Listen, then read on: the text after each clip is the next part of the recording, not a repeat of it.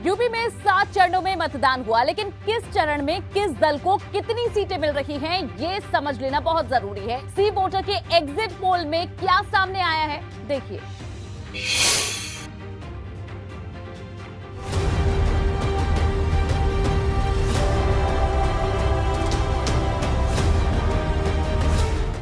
,403 विधानसभा सीटों वाला उत्तर प्रदेश पश्चिम, अवध, पूर्वांचल और बुंदेलखंड में बटा है, जहां एक रीजन का सामाजिक ढांचा दूसरे रीजन से एकदम अलग है। लेकिन जब बात सरकार बनाने की आती है तो हर रीजन अपने आप में अहम हो जाता है। इस बार यूपी में 7 चरणों में मतदान हुआ, लेकिन किस चरण में किस दल को कितनी सीट मिल रही है, ये भी समझ लीजिए।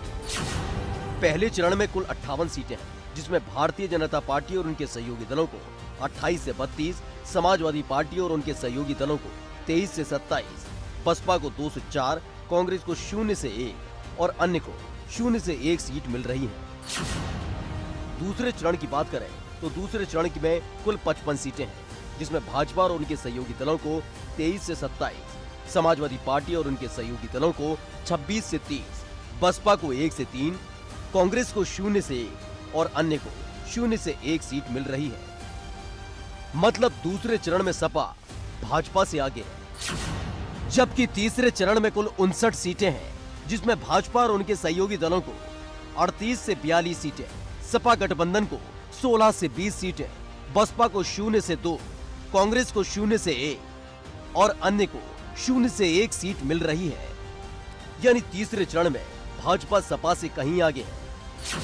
वहीं चौथे चरण में कुल 59 सीटें हैं, जिसमें भारतीय जनता पार्टी और उनके सहयोगी दलों को 41 से 45, समाजवादी पार्टी और उनके सहयोगी दलों को 12 से 16, बसपा को 1 से 3, कांग्रेस को 0 से 1 और अन्य को 0 से 1 सीट मिल रही है। मतलब चौथे चरण में भी भाजपा को बढ़त है।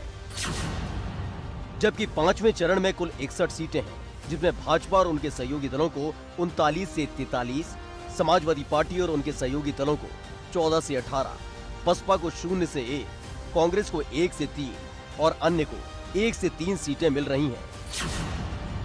वहीं छठे चरण की अगर बात की जाए तो छठे चरण में कुल 57 सीटें हैं, जिसमें भाजपा और उनके सहयोगी दलों को 28 से 32, समाजवादी पार्टी और उनके गठबंधन के सहयोगियों को 18 से 22, बसपा को 3 से 5, कांग्रेस को 2 से 4 और अन्य को 0 से 1 सीट मिल रही है। और सातवें चरण की बात की जाए तो सातवें चरण में कुल 54 सीटें हैं, जिसमें भाजपा गठबंधन को 25 से 29, सपा गठबंधन को 17 से 21 और बसपा को 4 से 6, कांग्रेस को 0 से 3 और अन्य को 1 से 3 सीटें मिलती दिखाई दे रही हैं। मतलब दूसरे चरण को छोड़कर बाकी सब चरणों में भाजपा को बढ़त है और ये बढ़त का ही असर है कि सूबे में एक बार फिर से भाजपा की सरकार बनती नजर आ रही है।